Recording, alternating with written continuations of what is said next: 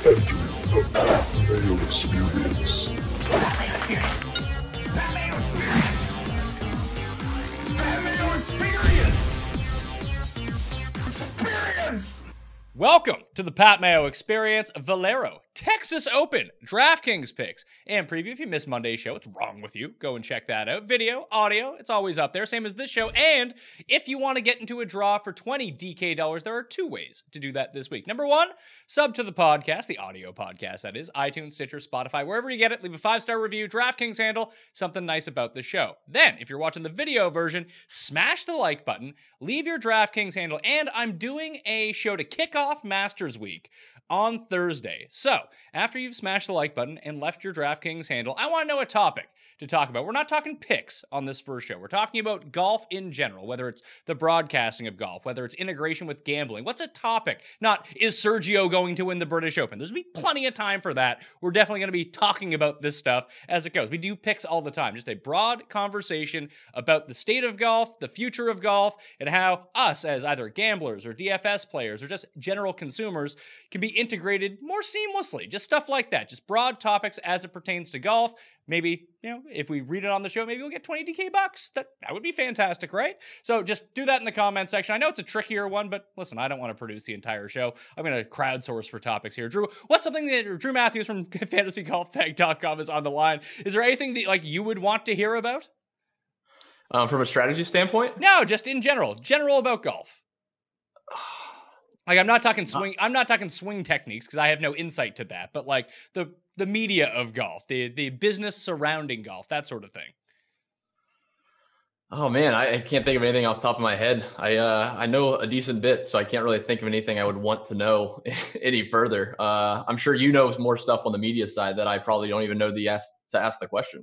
All right, so maybe you can think about it, come back to the comment section, leave your DraftKings handle, and come up with the topic a little bit later on. But that is for later times. Also, the Pat Mayo Experience Open DraftKings listeners link is in the description and comment section of this video and podcast. If we don't fill this soon, there's 1,200 spots left for the Valero Texas Open. We're not going to get the 7,500 8K that we want for the Masters with over 100,000 guaranteed. No rake, best contest on DraftKings. So we need to fill this one first. It's going to set the precedent to the DraftKings people being like, oh, we'll definitely fill this because they don't want to guarantee the money if they're going to take a bath on it. We haven't done that yet, but it's going to cap where we're going to go to for number of entries. So get in that contest right now as quickly as possible.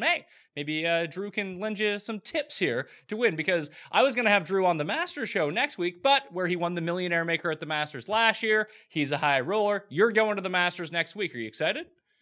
Oh, very. Yeah, I've never been. And obviously I've heard nothing but great things. So excited to go see the golf course. I told, I'm taking my wife and my parents actually as a treat. So I told my dad, as soon as the gates open, we're going to hit one, walk all 18, and then just check out the driving range, probably check out the par 3 contest on Wednesday.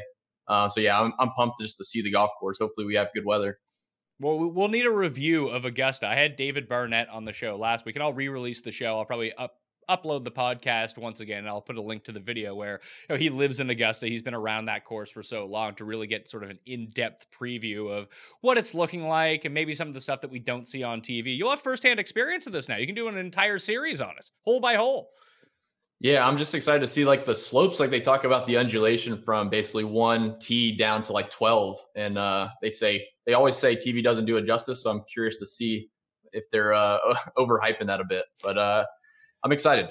All right, let's get into the Valero Texas Open. We're back at TPC San Antonio, the Oaks course, the AT&T Oaks. Got to get that sponsorship money in there too.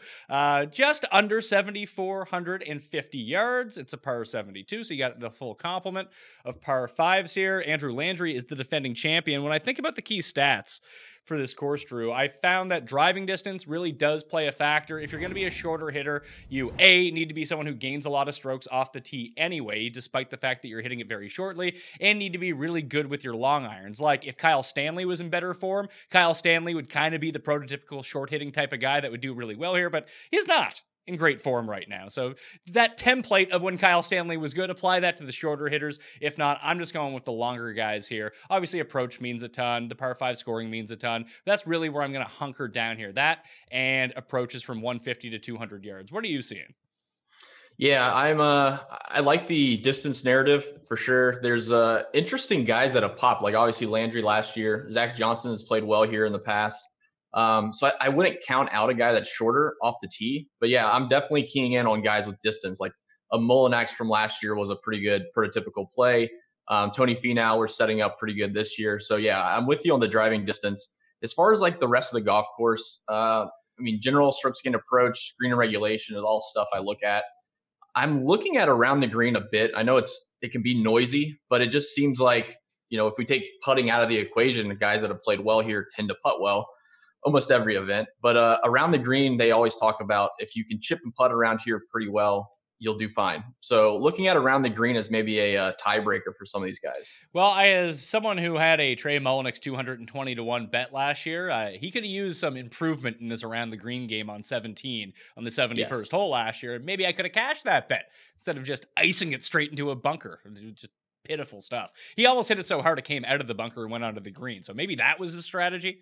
I don't know. But when we look at the pricing here, we have the 5 guys above $10,000. What do you think your general approach to constructing lineups is going to be? Solely because, is it one of these weeks to fade the top end and go with a balanced approach? Because with 156 players in this field, it's going to be really tough to get 6 of 6 through, especially if you're going to the very bottom. Like, you're going to have to really nail those $6,000 guys if you pay up. Is it a better strategy just to go balance and hope to sneak all 6 through? Yeah, I have an interesting strategy this week. So we recorded our podcast last night, and my initial take was there were some guys in the 6K that I liked and should be lower owned coming off the Punta Cana event last week. And I could fit in like a Ricky Fowler, who always likes to play the week before the Masters to get prepped. And then this morning I started messing with some builds, and Ricky really didn't fit a lot of the lineup builds, but I wasn't necessarily going balanced. Like I would take one cheap guy in the 6K. I took Finau, and then in the middle, I really stayed around, the low 8K range. So I don't hate Ricky. I just feel like saving value down to Tony Finau, which I like quite a bit this week, and then building out a balanced lineup with one guy around 7K is a pretty good strategy. I think there's such a good group of guys in that 8K and high 7K range. You can build some really good looking lineups, and you don't have to creep up to Ricky Fowler. You don't have to creep down to like 6,200 either. So if we go to the very top, you mentioned Ricky Fowler. He is $11,700. When we look at the rest of them, Kuchar's 11.2, Finau's 10.8, Spieth is 10.3, and Sungjae Im, he's got the $10,000 price tag next to his name, like he did last week in Corrales, although he probably should have done better than he ended up after he was doing so hot through, I want to say like 51 holes, and then everything just kind of went badly for him on the back 9 of the 3rd round in Punta Cana. But it just feels like everyone's going to gravitate towards Tony Finau here because at his price point, $900 cheaper than Ricky Fowler, that's just excellent savings, to be perfectly honest with you. Yeah, I agree. And I don't think people will go to Jordan Spieth and Kuchar off of last week. I don't know where people feel like, if he's a great fit on this golf course. Obviously he's had one good finish and a lot of mediocre finishes. So I think you're right. I just, originally I thought I could get up to Fowler. He's never played this event as far as I can see going back 9 years. So I'm just falling on Finau. I like him here. I feel like he has the upside to win if he can ever win a tournament. This is a good track for him. So, and then you mentioned Sungjae there. I don't mind Sungjae, just at 10-1, he doesn't fit my builds. I'd rather pay up for a Finau, but I don't hate that play at all. I mean, he's been playing solid. Well, if you had to pivot off of Finau to Sungjae, would you go with Sungjae, knowing that you'd probably still have to take a little bit more, or someone like Jordan Spieth, who's $200 more? Like, we just completely off Spieth now? Is that the game that we're playing? Oh man, I'm tempted to play him when he gets cheaper, but when you got guys, I mean, in 50 lineups or more, I mean, you could sprinkle in Spieth, I guess. I'd probably rather wait for the Masters, but it's not a track I want to play Spieth here, even with his good finishes a few years back. I don't know who you would pivot to. I guess Kuchar would be the lowest owned of the bunch if people aren't going up to Fowler. I just personally, I think Finau is the best play in that range, so I'm just going to stick with Finau. Members of FantasyNational.com would tend to agree with you based on the early projections on the ownership calculations. And again, this is on a Tuesday. A lot of stuff can happen, but it seems like Finau is really trending towards being the guy above $10,000 that everyone is using, like initial projections. And you can find all of these updated in real time when you become a member at FantasyNational.com. You get your weekly, get your monthly, get your yearly. You want to get it right now so you get prepped for the Masters, so you can really put it to good use and build all them lineups and really invest the money properly and have a great outcome. But I have Finau at like 19%. I have Spieth at 5%. And everyone else is sort of like in the middle. Like Fowler's like 11, Kuchar's 11, Im is like 14. It seems like everyone is going to gravitate towards Tony Finau. Does that worry you at all? Not really. I mean, you're seeing him around 15, you said, or you're seeing him higher than that? I see him higher than that. I got him around 18. And I think that, you're talking about it. I mean, he's clearly the best play from above $10,000 that I can see, especially when you think about course fit as well, that I feel like he's going to get a lot of momentum. I bet you he ends up somewhere around like 22, 25%. Yeah. So if like that's the case, then I assume Sungjae will be kind of the forgotten child in that range. Obviously, Spieth should be faded based on stats alone. But yeah, I think he's not the longest hitter, but like I said, I'm not counting out driving distance for some of these guys. So yeah, I guess he would probably be the pivot, save you $700. You could probably move a $6,800 guy up to a $7,400 guy, something like that. So. Well, I was actually thinking that the contrarian build might actually be go up instead of pivoting down to one of those two guys. Like I mentioned, Spieth at 5%. If you take your shot, you take your shot. But I don't think that people are going to go to Kuchar, which is really strange. And like you mentioned, he's not the greatest course fit. He doesn't have the best history here, or even up to Fowler, because the projections that I'm seeing in the $9,000 range, that's where all the ownership is going. It's like Finau, one of those guys, then down to the bottom. Because I have like Im, Horschel, Furyk, Kokrak, Glover, and Ryan Moore, all above 10%, and 4 of those guys above 15% right now, with Kokrak coming in the highest at 22%. I love Kokrak this week. I think he's an excellent play, and I don't know if I can really be talked off of him, but it seems like people are either taking the high-end guy like Finau and one of these guys and going down, or taking like 3 of these guys to start their lineups. Is there anyone in that range in particular you think that stands out that you would eat the chalk with? Depends if they end up being chalk. I don't have anybody that I see being crazy popular, just because it's a decent group in that mid 9K range. So you mentioned Kokrak. I'm not going to be playing Kokrak this week. I won't try to talk you off him. He looks like a great play. But below that, with Ben on there, Ryan Moore, there's guys that I think have upside, and they shouldn't get a ton of ownership unless people's builds just go that way. But I don't see it, at least on a Tuesday. Well, the one guy who's not garnering any ownership, which is strange after knocking off Tiger last week, is Lucas Beauregard, that he's going to come in like sub 5%. I mean, he's not. I like him more at a shorter course, I think, where like he played really well at Honda. He played really well at the match play. Those courses seem to suit his game, but he can get hot anywhere at any time. I just worry that this might not be the spot for him. But at that ownership price, we know that he can make birdies in a hurry. Like, he's a better DraftKings player maybe than he's a real life player. That should we be going to him instead? Like, I have no problem fading Kokrak if he gets up to like 25%. I have an outright wager on him. Maybe that's the hedge that I'll make, that, if Kokrak ends up winning, I'll win anyway. If he kind of shits the bed, I don't want to be double exposed to him, and that way I can create some leverage, especially if he is 25% owned, because I love Ben on this week. I really like Ryan Moore. Those are guys that I'm definitely going to be playing. And I think that if Kokrak gets up too highly, those guys get knocked down. And then Answer's right there as well in the upper 8K range. He'll be popular. The Beauregard is kind of like slipping through the cracks. You going to take a shot? Maybe in some GPPs. So we got Skylar from Golf Gurus on our team right now, and he loves Man Rocket, as he calls them. And what's funny is you talk about a shorter golf course, because if you noticed last week, and I don't know if it was a match play strategy for him or maybe just the golf course set up for him that way, but he hit a lot of driving irons off the tee. And I don't think this golf course you can hit a ton of driving irons. You need to be hitting driver, which he's plenty long. But I'm kind of skeptical if he's spraying it a little bit, he could get into some trouble. We saw Kevin Na make a 16 out there, 7 years ago. So I don't hate the play. I think 9K scares people off, because obviously he should be like low 7K if he didn't make it out of group play, and now he's 9K around Ryan Moore, Ben on, guys most people in the States know. So I don't hate the play. He's not falling into a cash lineup. We'll say that. And GPPs, I love it. Well, I mean, let's not even talk about cash. Cash is a waste of time. Let's. I'm gonna be That's perfectly honest. fine. People are not tuning into this show to see the cash game plays they can double up their $5 with. They're trying to get the big ones here. So Beauregard would be the GPP play for you in this 9K range, or would it be like Furyk, who people say that they're gonna play, but it doesn't seem like they're gonna play him? Yeah, I do like Furyk this week. I assumed he would be a little bit popular. I don't know if Billy Horschel will get any ownership. I am not playing any Billy Horschel this week.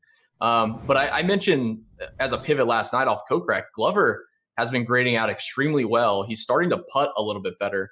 I like Glover quite a bit this week. He checks a lot of boxes on ball striking stats.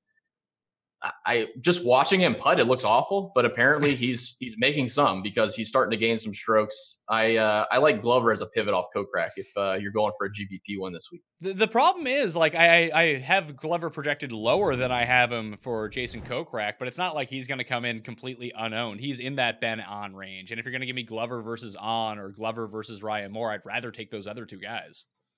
Yeah, I'm fine with that. Ben On. I mean, he's got to be garnering some ownership, right? He Ryan is, but Moore, they all are. It just seems like that's how people are building. They're playing Finau from the upper range, playing no one else, then just dropping to this 9K range and really clustering ownership. At least that's how it looks right now. Like, and when I thought about how to build that balanced approach, that does make a lot of sense. You can fit in 2 of these guys or 3 of these guys, and then still not have to go into the $6,000 level because I think people are very pensive down there. It's a lot of bad names. There's a lot of bad names. It's funny because I was calling this maybe like the best second tier field. Like we talk about the alternate field last week at Punta Cana is pretty bad. Like it's basically a web.com event. When you get into the 9K range and drop down into the 8s, like it's a pretty good group of guys tightly bunched. So, I mean, you could build really good lineups there. I don't have a problem with that range. It's just if you have to venture down into the low 7s, I think guys fall into the same names. You just got to be careful with your lineup construction up top. So I'm with you as far as ownership. If Kokrak gets up there, it's a fade for me. I don't mind the top end of Furyk and Glover below him. But yeah, Kokrak is definitely off my list this week. Even with the ball striking stats, I'd rather fade some regression, fade the ownership, and take my chances elsewhere. Yeah, and you can still get him at 28-1 right now if you really want to get in on Jason Kokrak. I mean, I took that number because I don't want to miss out when he finally breaks through. Maybe I will end up playing him. Who knows? I'll see how it turns out on Wednesday. I do really like him. Like, statistically, he rates out really well. It's almost like Luke List at this event last year where it's like, oh my God, Luke List is finally going to win. This is his event. Then he missed the cut. So it's still Jason Kokrak. Although I think he's made every cut, I think, since last year's Open Championship. It's like 18 in a row. Yeah, so I guess you could look at it 2 ways. He's playing very consistent, or one's coming, and I'd rather be off a week early. So we'll take my chances. 9,400. I'm not losing a ton of equity anywhere in that range. So we'll see how he plays out. The 8K range is going to be super interesting because Abraham Answer is at $8,900. He opened at 45-1. Jeff and I bet him on the show at 40-1 yesterday. He's down to 28-1 in some spots. He is the player right now that bettors are looking at and being like, you know what? Abraham Answer is going to win this event. We think this is where the breakthrough is coming, and that's going to directly translate into DraftKings ownership. And I think this might be an easier pivot. I mean, you have those, like we talked about, on the really good guys in the $9,000 range to pivot off of Kokrak. If you want to pivot off of Answer, like McDowell's coming off of a win, and no one's going to own him. I know. I don't want to, but like Vegas is there and no one's going to own him either. Exactly. Yeah, that's a dead spot for me, honestly. The upper 8s I am passing over. They're all good plays. I kind of mentioned that last night as well. Like McDowell obviously coming off a win. Vegas has been, basically in contention, it seems like every week on Thursday, Friday. Answer played well last week. I've been going down below 8,500 for my player pool this week. So I don't hate any plays up there. I don't have any that really I feel great about. So I'm just going to skip over that top tier 8K range. I feel really good about Hao Tong. Hao Tong is at $8,600. He seems like he was underpriced in the betting market. He's now down to 45-1 if you want to get on that.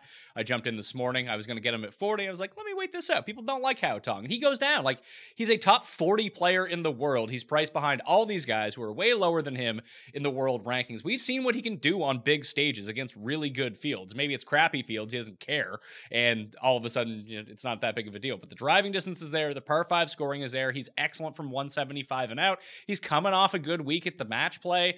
And it just doesn't seem like he resonates with people whatsoever. And $8,600, like, he should realistically be priced like, who's a better player, Billy Horschel or Haotong Li? I mean, from PGA Tour results, it's Billy Horschel, but statistically, Haotong Li grades out better for me. I mean, Billy's been doing it with his putter, from what I can tell. That's exactly the way that it's shaping up for me too. But if you just had to take like overall talent, like just not look at, if you put them in a pod right now, let's say they were matched up one-on-one in a match play, who would you take? I'd take Billy, unfortunately. Really? Over Haotong? Yeah, in a match play. In a match play, yeah. If it was 1v1, I would take Billy to take out Haotong for sure. Ah, see, that's nuts to me. I think it's super close. I love Haotong here. I just think that overall talent, like, Billy is not going to throw the tournament away. He's a bit of a grinder when it comes to that. But Haotong's upside is winning upside in this field. Like, if we ran it, let's say we ran this 1,000 times, Haotong would win this tournament more times than Billy Horschel would. Probably, yes. I agree. Consistency-wise, I would take Billy. You know, if I had to bet my money on somebody to win in that match, it would be Billy to take out Haotong. I think it's unfair to compare Billy to Haotong because in this range, when you compare Haotong to like a Jonathan Vegas, an Answer, Aaron Badley, like Haotong sticks out like a sore thumb, honestly. It's just, when you look up at a higher guy that's had some good results on the PGA Tour, I have a tough time, comparing apples to apples there. Well, I guess the whole point that I was trying to make is that 8,600, he should be priced at like 9,700. He seems really underpriced here. Yeah, I could see him at 94. That's kind of where I priced him at. So I like him. I like Juice right below him. Those are the two guys. And I think Juice is actually probably priced fair, if not, a few $100 rich. But he's statistically, even off the Mexico event, he grades out second behind Kokrak for us. So we have Kokrak gaining 1.58 strokes against the field in the last 3 months. And Juice is gaining 1.57. So like a tenth of a stroke less. And that's PGA Tour and European Tour. So I like Juice quite a bit. Do we worry that, is he long enough for this course? Because I feel like Juice does his best work at courses where it's a bit shorter, almost to the Beauregard thing, but he doesn't have a driver to go to and potentially get it out there in the way that a lot of these top-end guys are on the PGA Tour.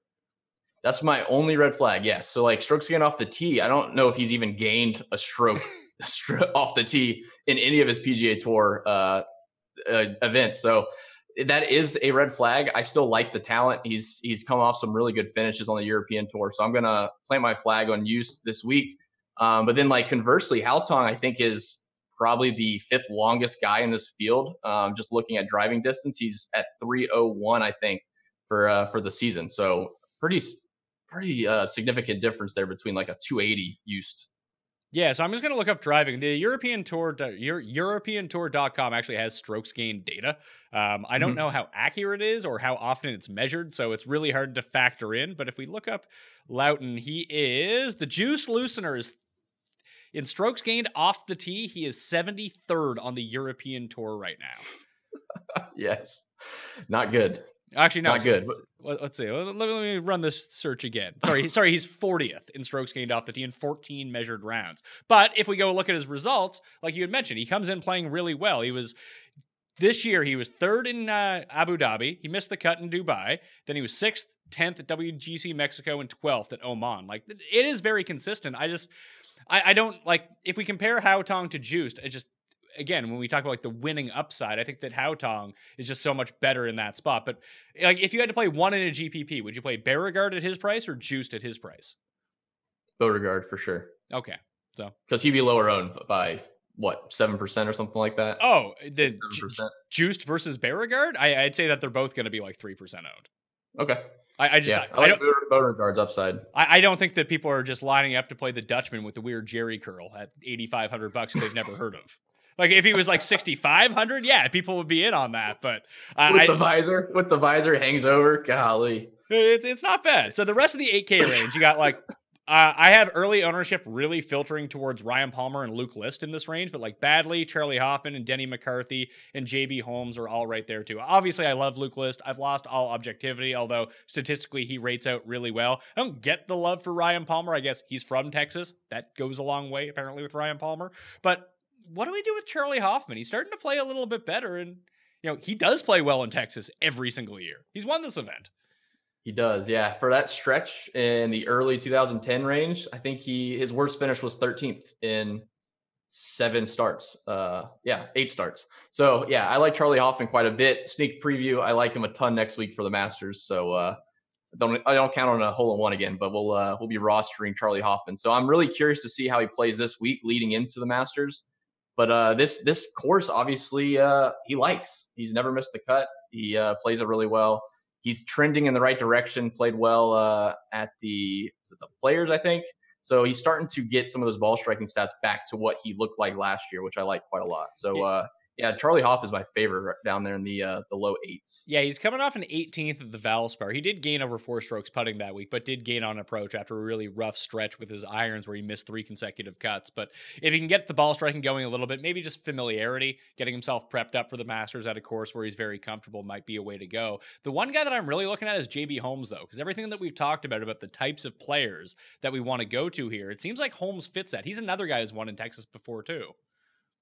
Yeah, and he showed a little bit of form last week. He's got to be coming in lower owned, I have to imagine, than a lot of these guys in this range. I assume Luke List will get the Pat Mayo bump, but yeah, I don't hate JB Holmes. He's on my list right now. It's just I don't know how many lineups I can build with that 8K number. I'm kind of going around that. We'll say 8,300 and above, and we'll go 7,700 and down. So we'll see how he shakes out. I really like him and Hindley right there. I know he's in the 7K, but they're decent guys. Like I said, it's a decent tier 2 PGA Tour event in that mid tier right there. So if we do start with Henley right there, you have Henley, Siwoo, Walker, Berger, Kang, Justin Harding, who's playing this event as he gets prepped for the Masters next week, and then Andrew Putnam. Henley is your choice of these guys? Because I like Sung Kang a lot. I like what he does here. Yes, Sung Kang. So I think it was it 2 years ago or 3 years ago, he was in contention, and I think he finished 6th. And Ricky Fowler was in the event, but no, that was at Houston. I believe. Was that at Houston? I believe that was at. I believe that in this spot on the schedule, but I believe that was in Houston. Okay, I could have finished 6th in this event 2 years ago, anyways. But I think he finished 2nd or 3rd in that. Yeah, he finished 2nd to Ricky 2 years ago. Okay, or was it to Ricky? No, it was to Henley. He finished 2nd to Henley in Houston because him and Ricky were like 8 shots clear of everyone. They both gagged it away on the weekend. Yeah, so I like him. I mean, I think I probably got the Houston Open confused because it used to be in this spot right before the Masters. Yes. And looking at guys that played around this time period and played well, he supposedly really plays well this time of year, and he's been playing well all season. It's been pretty crazy. I don't know if it's really been under the radar, but every single week since the AT&T, it's been just one after another, made cut, in contention, fall back one round. I'm in on Sung Kang this week.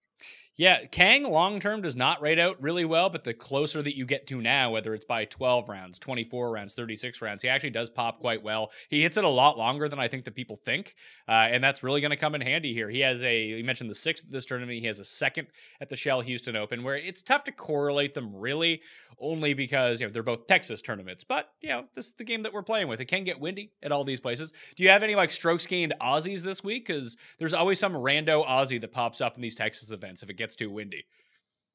I don't. I think Justin Matt Jones. Yeah, Matt Jones has played well here. There's definitely an Australian narrative for Texas. I don't know if it's just the wind when that picks up, but I do like. There's 2: a South African, Dylan Fratelli, which is further down, and the other one was Justin Harding, which you just mentioned. And what's funny is when I was talking about Juiced and Kokrak's strokes gain differentials earlier, Harding comes in 3rd. I mean, he had a really good run over in Australia on the European Tour. But Harding's on my list this week. I feel pretty strongly about him continuing to play well into the Masters. Yeah, I mean, he won Qatar. He came 2nd the next week in Kenya. He placed really well. He came T17. He actually gave a run in the match play. But, most of his wins came against, me and you in the field, last year. Yeah, moderately. Maybe a stroke or two better than us. But I still like him. I mean, ball striking stats, and I watched him play when the Australia events come around. I mean, I think like Baroff loves the European Tour. Wiley, like you can watch it at night or early in the morning. It's awesome. So like watching him play over in Australia, he played really solid. So I was really impressed to see how his stats kind of calculated to what I saw with my own eyes. So I don't mind going back to a Justin Harding here. And off of last week, playing in the States, WGC event, I feel like he's got to have some type of confidence playing in this field. We have a collection of like Damon, Ollie, Bud Colley, Trey Mullinax, JT Post, and Cheston Hadley back to back to back to back to back in the pricing. Do you have a preference of any of those guys, or are they all kind of full fades? Because they all sort of do things you want well, but also do other things very, very poorly. No Neiman love? You're just going to skip over? I was waiting for Neiman. Neiman's coming. Okay. So yeah, in that range there, there's no one that sticks out to me. I don't know if you included Bud Colley in that mix. He's the only one that I'm interested in. Okay. So Bud Colley's the only one that I like a good bit. Mullinax should grade out well, but he does grade out well for me. It feels like he missed his opportunity in this spot last year, and I don't know. Right. I should really trust the modeling on this one, because when I went back, I always make notes of whether the modeling worked. It didn't work. It spit out Trey Mullinax so highly last year, and I believed it, and I went with it. And frankly, T2 does really end up working if you take a guy who's like $6,400. If he gets a top 5 or a top 10 at $7,400, he's going to be fine again. And he does grade out really well over the short term for me again this year. I just worry about him. I don't know what it is. I feel like he had his run and then he slipped a little bit, whether it be the Players or even last week. Like he started like +4 last week in Punta Cana and then got it going over the weekend. Maybe that's him building momentum back again, but I don't know. I'm really torn on it. He didn't do much after that. Like I did hear he started off so bad and then grinded it back to make the cut. I think he shot 1 under after being 4 over through 4. And then he didn't do anything on the weekend, which is fine. Like I'm not going to count a guy out just because he didn't play well on the weekend. But the one thing that stuck out to me is looking at his results last year when he finished in this event. He shot 62 on Friday or Saturday. So just seeing that upside is enough for me to include him in my player pool. Like if you can shoot 62 on a golf course, you have good vibes. You're going to come back with good memories. 2, you obviously can play well there. So those 2 combined, I do like Mullinax. I'm not like crazy in love with him this week, but I do like him. He's in my player pool for sure. Okay, so I'll chuck him in. He's the guy of that grouping that I'll chuck in. I'll think about Bud Colley as well. Let's have the Neiman discussion. This is where he made his pro debut last year, came T6. He has just not really been all that good. I can't believe he missed the cut in Punta Cana last week, but I'll probably end up going back to him because I'm a sucker. I bet him every week because I think that he will end up flipping the switch and he'll win this year. And at 75-1, that's not bad. Maybe that's all I should really have in it. But dude cannot putt whatsoever. No, he cannot. That's his biggest thing, man. I like him quite a bit this week. It's obviously that one finish. I think he finished 6th last year, and that was kind of the beginning of his big swing on the PGA Tour. 7,600 feels underpriced to me for what he's done just at the end of last season. Recent results, I think, are very poor due to the putting. So I can rely on the ball striking here. 7,600. I'm totally comfortable playing Joaquin Neiman. The worst part about the PGA Tour is you get guys, especially in this event, people in the top 10 tend to gain like 3, 4, 5, 6 strokes putting. And, he hasn't done that in a while, if ever. So if he can just do that, I think I feel confident with his ball striking to kind of pull us into a GPP-esque type of play. Well, last season, he gained 3 strokes off the tee, 7 strokes on approach, and 4 strokes putting.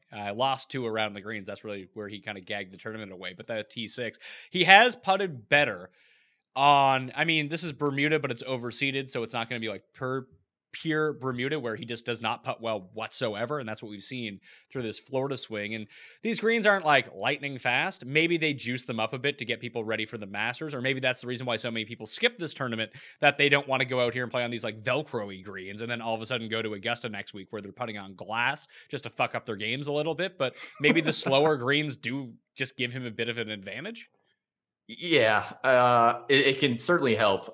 It's funny that you mentioned the course setup, because the Houston Open was always nice because they set it up very similar to Augusta. So like guys like Phil would show up or Ricky would play because they get a preview of, runoffs. The greens are fast. At this golf course, you can't really keep the greens that fast because if the wind picks up, balls won't stay on the greens. So the greens should be slower, like you mentioned. So I think that would help him versus going to a quicker, a Houston Open that would typically be this part of the schedule. Yeah, so in the $7,000 range, the name you mentioned, Dylan Fratelli, I like him as well. Finished top 20 last year, finished his round on Sunday in Punta Cana very well. He kind of fits the mold of a guy who would break through here, played his college golf in Texas. So I think that he's the best play in the 7K range. I like Sung Kang after that. Is there anyone else that we should mention? I threw out Matt Jones. I don't hate him. But then you have like Wyndham Clark, who hits the ball farther than anyone else, but he doesn't really do anything else well, except for sometimes get hot with the putter. Sam Burns is down here. Feinberg's buddy, he hits the ball a mile. Is there anyone else in the 7K range that you think is worth talking about? Worth talking about? Probably not. As far as guys I'm going to play, like Mackenzie Hughes is on my list, but it's not like anything crazy stands out. He had a good finish last week. He played good at the Valspar. Kramer Hickok has Texas ties. He was a roommate of Jordan Spieth, and he's been playing decent. He's been having some good rounds. So those are two that kind of stick out to me in the low sevens. It's really hit or miss. Like Sam Burns off last week's Sunday finish, I have a tough time really trusting his consistency. So those are the two names that I like is Mackenzie Hughes and Kramer Hickok. Now, don't ask Mackenzie Hughes to get it up and down for the win, because that's going to be problematic, as we saw last week.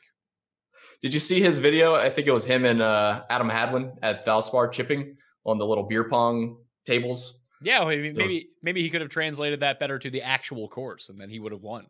Maybe that's his problem. He's chipping out of this, yard grass into beer pong holes. So, yeah, pretty funny. 6K range, you have Kelly Craft right at the top of that range. We also have Jonathan Bird. I guess Scotty Scheffler is the one that we probably should talk about, coming off a T2 on the web.com tour. Texas guy, young. He looks like he fits this course really well. Statistically, in his limited sample, rates out really well for this course. Is he someone you're going to go to? He will, yeah. 6,900.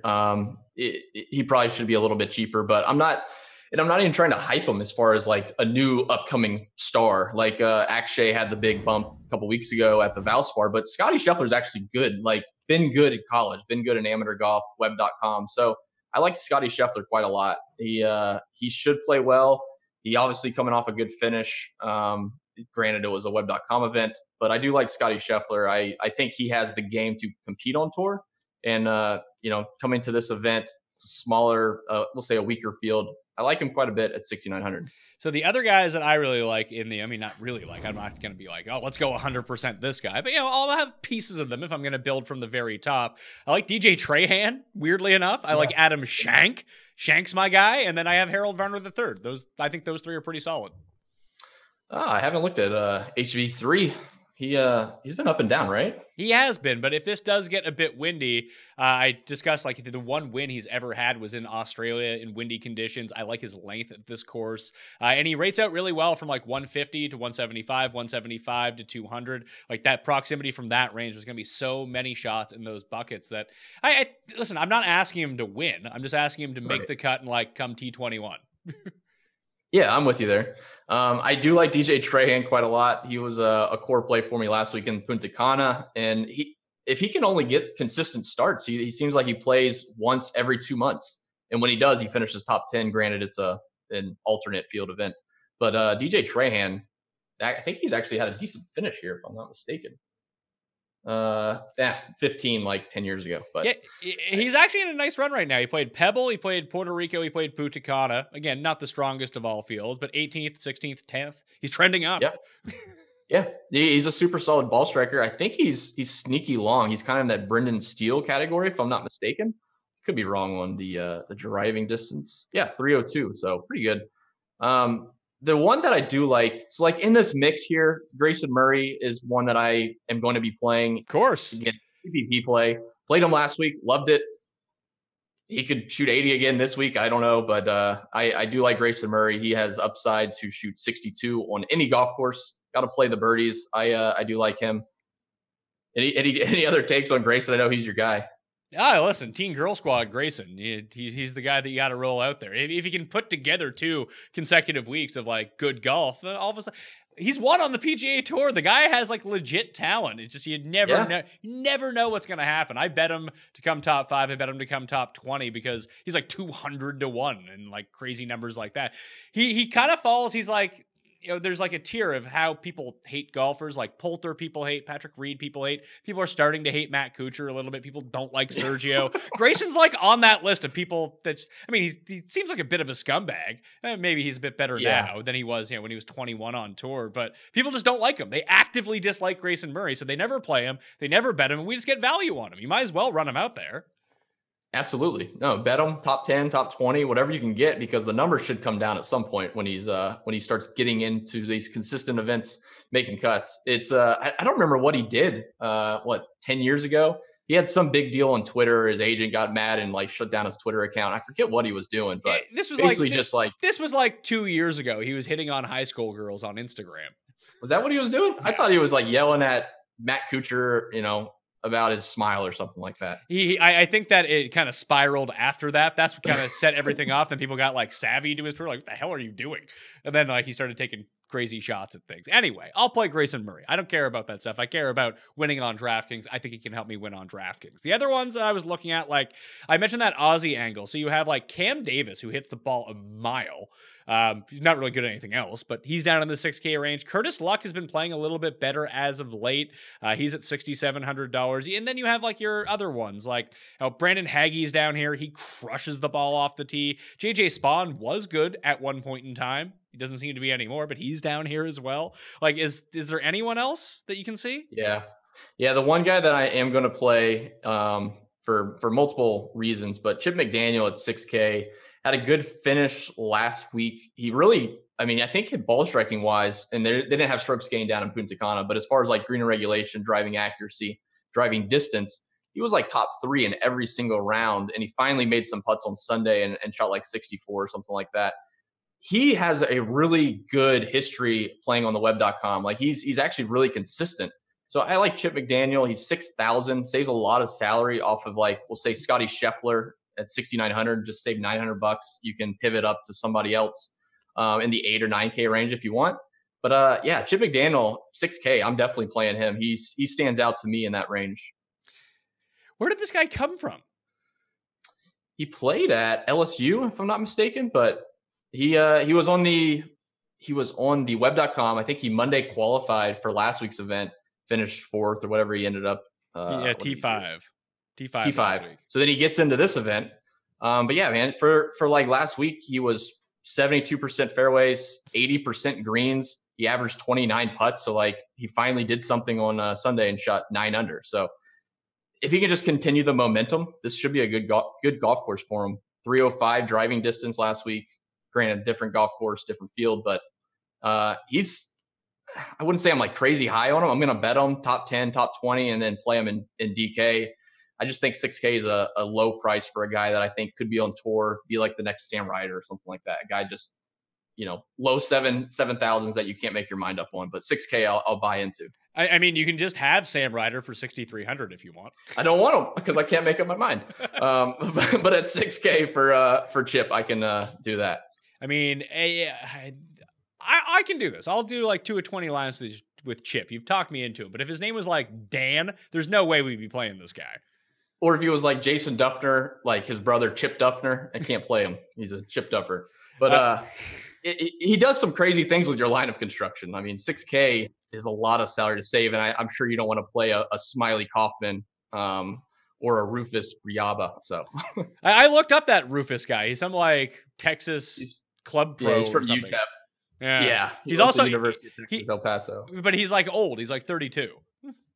It's not like he's a PGA guy or something. Yeah, it's not like he graduated last year and it's like, oh, he's this hotshot 20-year-old from UTEP. No, that was like a decade and a half ago. So they're still tagging his college though, for just lingering memories of UTEP. So well, you got to build that Texas narrative for people. That has to work. There's guys that rate out well statistically, and I don't know whether I should trust it or not. So let me run these few names by you here at the very end, just to see what you think about them. Roger Sloan, the Canadian, he is top 20 in my like short-term modeling. He's $6,500. He's killing par fives right now. He's just playing pretty consistently across the board. Do you have any interest? A little bit. Actually, we made a joke couple weeks ago on our live stream because someone said something about they don't want to roster someone due to their DK picture, or like they don't want to roster someone if they're missing a DK picture. And I was like, dude, have you seen Roger Sloan's profile pic on DK? I didn't roster him for like 2 events because of it. And then at the Arnold Palmer, I watched him play and he was solid. So I'm in on Roger Sloan. I think he has upside. Kind of disappointed at last week's event, but yeah, I think Roger Sloan is actually a pretty solid player, and he doesn't get the appreciation as far as being, a 7K guy. 6,500 I'll buy into.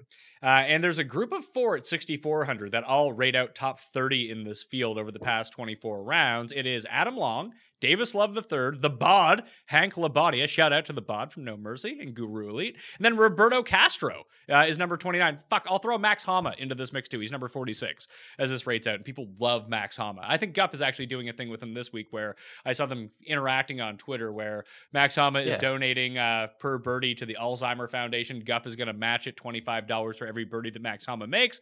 Maybe that's good incentive to get in on him. I don't know, but that collection of guys just... It's really weird. Like, they rate out better than the guys in, like, the low 7s.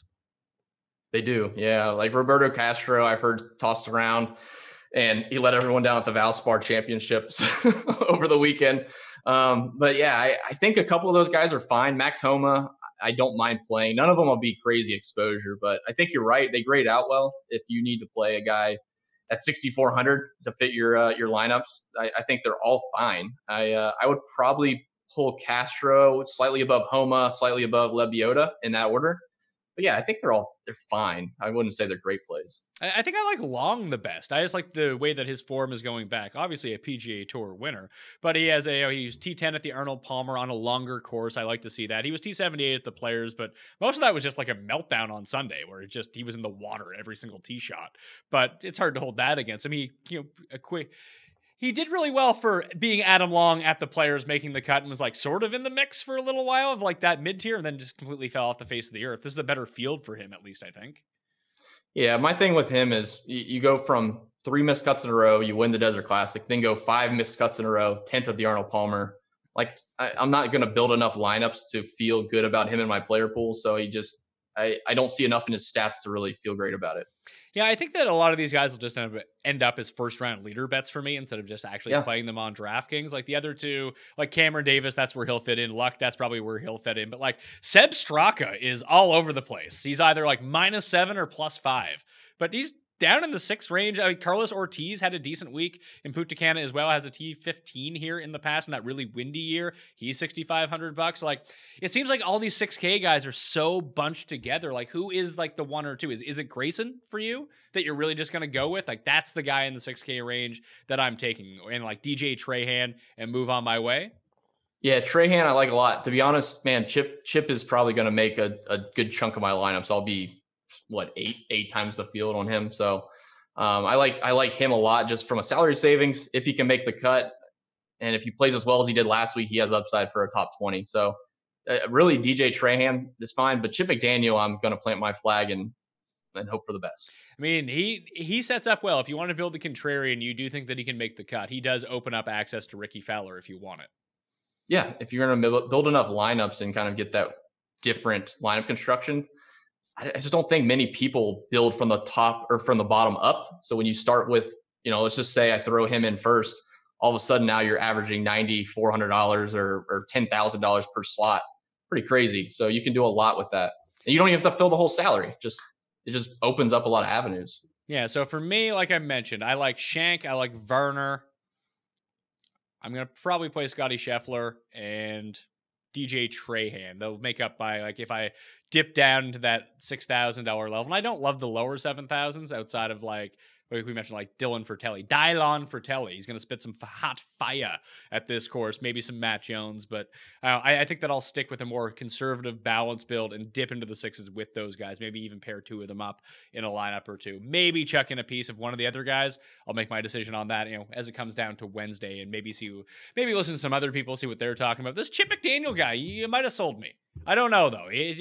I'm telling you, if his name wasn't Chip, feel like we wouldn't be talking about him. Yeah, if it was like Peter McDaniel. Yeah. Lafferty Daniels. No, I feel good about him. We'll see if it plays out, but don't go down with my ship. I know I saw Kenny Perry in here, which brought back bad memories from some event last fall. But yeah, Chip McDaniel, young guy, good player, good event last week. Let's I'm gonna ride it to the bank. See what happens. Any concerns about the wind? I know this is the one tournament I can remember in the past that was so detrimentally affected by the wind, where if you were in one wave, it played 4 shots harder than the other wave that day. I think only Carlos Ortiz and Dustin Johnson actually battled out to like come inside the top 20 that year, which is kind of nuts. It doesn't look, at least right now, like it's going to be too impactful. It does look like on Thursday, I'm looking at windfinder.com and the towers around there. It looks pretty even all throughout Thursday. It looks like it does pick up in the afternoon on Friday. But again, this is Tuesday. You want to keep checking back. When I do the live chat on Wednesday with Reed Fowler, I'll put the link in there and maybe we'll have some more information. But would you, like, if you're playing 20 lineups, would you blindly T-stack like 4 and 4 each way and hope to get lucky with just a big gust of wind that wipes out half the field? I would, yeah. Honestly, if so I would look at building my player pool and see where my guys are. When I start to construct, we'll say, say we build 10 or 20 lineups, I would really look to, everyone talks about correlation in other sports. In golf, really the only correlation is like tee time waves. And if I can get, if I have 6 guys, they're all teeing off in the AM on Thursday, I'll throw them in a lineup. And then, if I have guys that are going off in the PM on Thursday, I'll throw them in a lineup. And then I'll kind of mix and match the rest of those. But I really like doing that with, it's correlated for sure. But like, we don't know what the wind is going to do, if it's going to change on Thursday or Friday.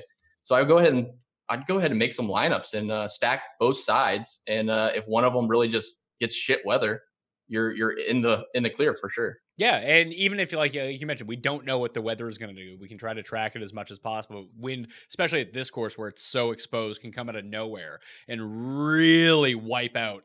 And maybe not even an entire wave, like even half of a wave. That just putting yourself in that position to get lucky, I think is a smart strategy. The other correlations in golf, Ben Raza always points this out, that you can kind of statistically build teams that way, where you go like with a heavy driving distance team, or you go with one of these, like I mentioned Kyle Stanley as sort of the example of the short hitting, great off the tee. Matt Kuchar is probably the best example of this right now. Ian Poulter is doing really well too off the tee, despite not being a long hitter. Like, put all those guys into a single lineup and just see if that works out well. But I mean, that correlation can go all over the place, because when we look at the final 10 at the end of the week, it's going to be a mix and match of both. Right. Yeah. You can also correlate Australians. It seems like they always play good at one event, like the same event. So you can correlate a whole lineup of Australians. But we don't have any of the good ones.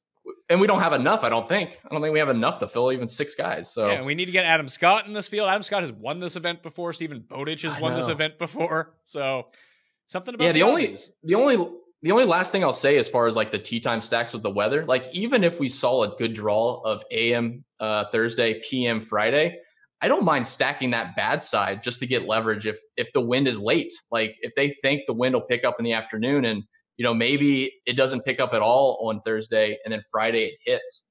I like stacking the bad side of that. We saw that in the British Open last year where, there was an obvious AM PM split on Thursday, Friday. Guys paired up the other side and the wind was opposite. So I don't mind doing that, especially in these windier tracks like Texas that are really unpredictable. Drew Dinkmeyer did that like either last year after the Masters or 2 years after the Masters. He did that and he won like the giant like high stakes GPPs like back-to-back weeks because he was so leveraged against the field because everyone stacked the other way. He's like, screw it. I'm playing in a 3 max. I'll use one of my lineups and stack it the other way. And the wind hit reverse both weeks in a row. And he had access to all these like really good players that no one wanted to use because they were in the bad draw. That if you play it enough times, like we're playing like 40, 45 events a season, probably even less as people play on DraftKings, that, if it doesn't work, that doesn't mean it was wrong. It means you've had one bad outcome in terms of one golf event. You can try it again the next week. If you allocate some of your lineups to do that, it's going to work at some point over the season. For sure. No, I like that quite a lot. It's just take a stab at it. Why not? Yeah. Andrew Landry this year. What do you think? I don't think he's been playing good enough for me to roster him. He's been playing like sneaky good, like over the past. Even action? Yeah. Ugh. It's just he hasn't been putting, but he has good vibes here. I don't know if anyone's going to own him. He was 47th at the Players, 46th at Valspar. Gained over 3 strokes on approach at the Players, couldn't putt. At the Valspar, gained over 3 strokes on approach, over 3 strokes off the tee, couldn't chip. So if the ball striking looks like it's coming back, and that's why we liked Andrew Landry to begin with. That's true. Yeah, I'm trying to look up Yeah, he actually around the green has been sucking. So it's sneaky. I think I'm going to use him. Well, didn't he play? Okay, 2 years prior to his win last year, he made the cut, finished 51st. So like nothing crazy, like big red flags. Yeah. 46th, 47th last two events. I could buy into that. 7,200. Yeah, he's a pretty decent price. He's around, like, people will go to Steele because he's a former winner.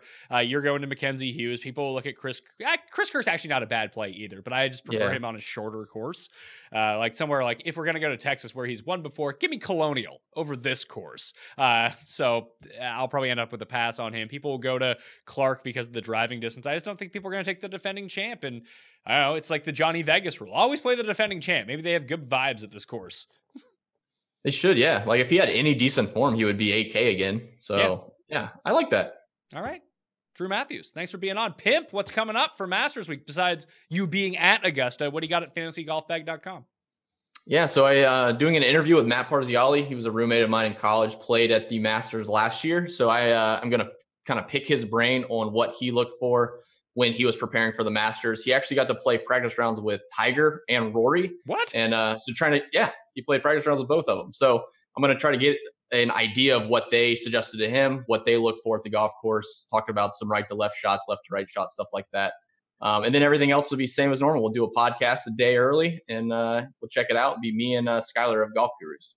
All right, you can find me here sitting at this desk for all of Masters Week, trying to bring you all the content. Masters Week kicks off on Thursday. So if you want this Thursday, not next Thursday, like a week before the Masters, I'll have a ton of content. But the Thursday show is going to be a just state of golf chat. So if you smash the like button, leave your DraftKings handle, and give us some topics for that episode, some broad-ranging macro topics about golf and maybe how it translates into gambling in the DFS industry, maybe the coverage. We'll see.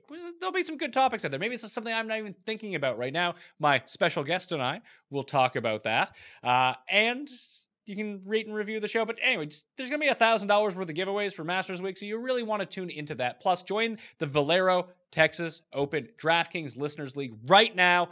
Get that filled. That'll do it. Become a member of Fantasy National as well. I think that's everything. Anyway, good luck at the Valero Texas Open. Win some Masters money. Then you can go big and win $1 million like Drew. I'll see you next time. Mayo experience! Experience!